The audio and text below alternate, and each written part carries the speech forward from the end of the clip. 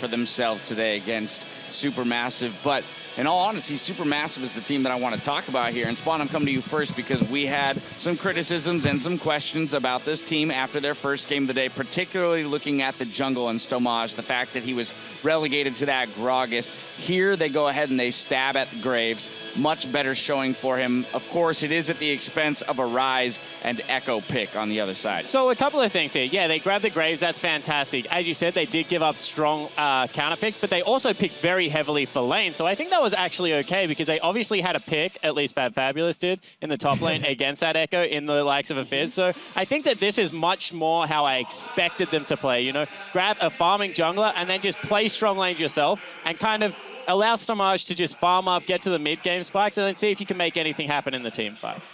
Yeah, absolutely. So good on them there. And then, yeah, you already touched on Fabulous. Let's hit it again, though. Stronger laning out of him than from Thaldrun prior. So perhaps the player that they'll stick with throughout the remainder of the tournament. Yeah, I think it could still go either way, but they definitely are looking to have more games with him than they would have even seen at the IWCI. I think it's relatively promising for them overall, though. You look at how abysmal G2 looked today. I mean, yeah. Look how decently they looked against RNG. Like, there is some wiggle room here. And I mean, even in this game, there was a scary fight around the Baron pit that could have actually swung this game in their favor. So it looked kind of just like a standard-ish LPL game with obviously RNG being the stronger team, but not totally ruling out the fact that they'd be able to win. And I think RNG kind of went into this game and they were like, Name's our Sivir player, so we're going to prove we can play Sivir, you know, we're going to prove we can play Tarmkans. And I don't know whether they really proved any of these things. They kind of proved that they're strong mechanical players, and MLXG could definitely play Lee Sin still. Yeah, I mean, it's fine that you want to maybe show some new picks for future pick and bans, that's fine.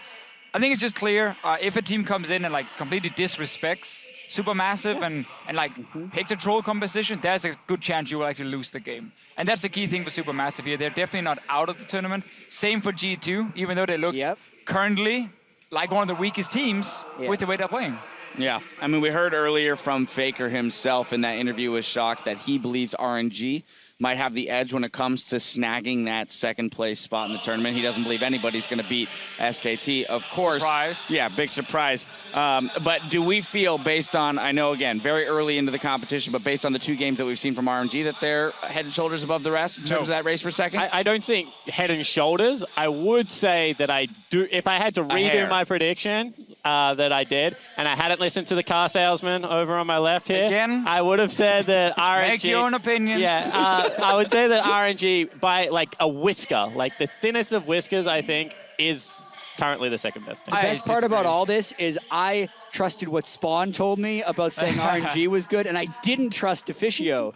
So I'm happy with that. Why do you disagree? Because I don't think RNG has really shown anything other than a extremely poor game one against CLG that was so back and forth, and honestly, might as well have been a loss. And then we've been, disappointing start for RNG, 1-1, gave up a few kills against SuperMassive, and then suddenly we won't be standing here because of one team fight. So I do also have to say that like the first two games of the day still could have gone either way, and that influences our perception hugely. Like imagine if we would have seen... If CLG was 2-0. Yeah, and G2 could easily be 1-1 with Flash Wolves being 0-2. Like, these games hinged on single team fights. So it's still that incredibly close pack in the middle. But after today, G2 needs to get better because they look super sloppy and do seem That's why I think they're the second best team. Because LPL, G2? RNG. That would be because weird. LPL is the team that has the longest game time.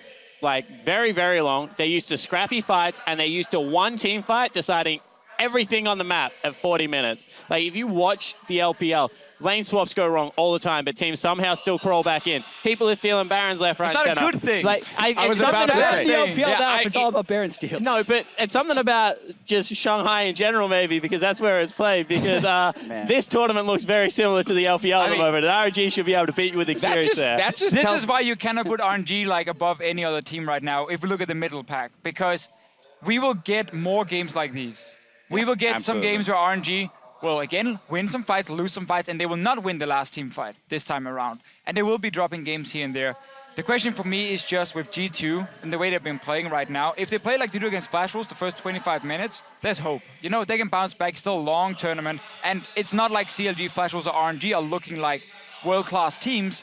right now. Only Yeah. SKT can say that. All this tells me is that the results of this tournament are very uncertain, and that excites the hell out of me. After one day, Yeah. right? Like Surprising. it's a 5-day group stage, double round robin, and that's even before the bracket. We have so many more games to play. Well, after one day of competition here in Shanghai, let's take a look at how the group stage is shaping up. Korea's SKT and LPL's Royal Never Give Up are starting out at the top of the tables with a 2-0 start. CLG and Flash Wolves each have 1 win apiece, and then Europe's G2 Esports and Turkey's SuperMassive still looking to get on the board after our first day of play. Now, G2 Esports will have a chance at their first win tomorrow as MSI 2016 continues with a transatlantic clash against CLG. Then we'll see SKT take on Royal Never Give Up, followed by the Flash Wolves versus SuperMassive. So those first 2 matches of the day, again, you talk about importance here. We're going to break that 2-0 tie in terms of between SKT and RNG, but also G2, they got to turn it on now. Yeah.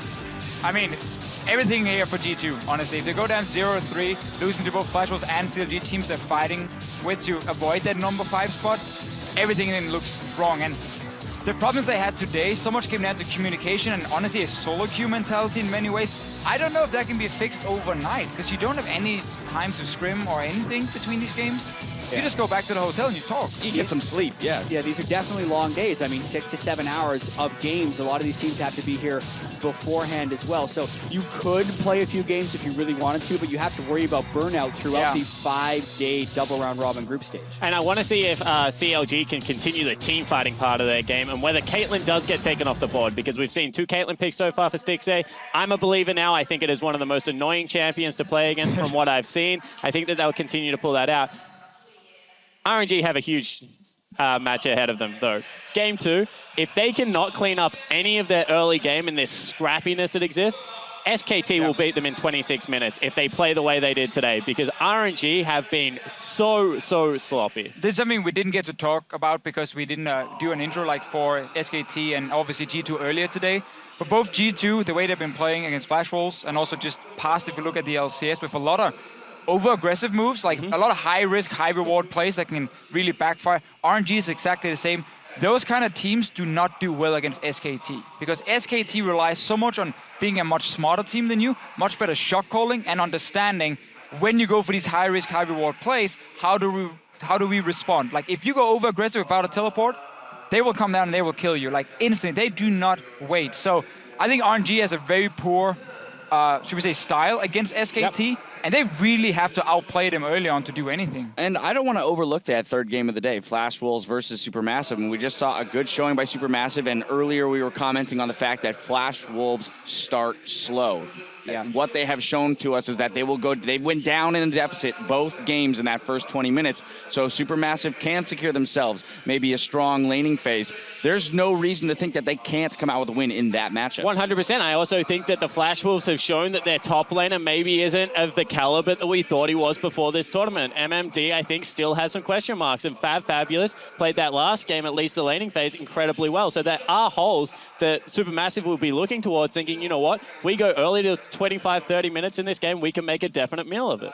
Yeah, and then we also, later in the day, turns out we have a lot of really good games at MSI. Yeah, who would have thought? The SuperMassive versus CLG match is really exciting, also depending on the results of the first match of the day, because these are 2 really good opportunities for SuperMassive to start picking up some wins. Pick up a win and play spoiler in that race for the top 4. Well, ladies and gentlemen, our coverage begins tomorrow at 1:30 p.m. local time. That's 7:30 a.m. Central European Summer Time and 10:30 p.m. on Wednesday evening for those observing Pacific Daylight Time. Until then, we need to sign off.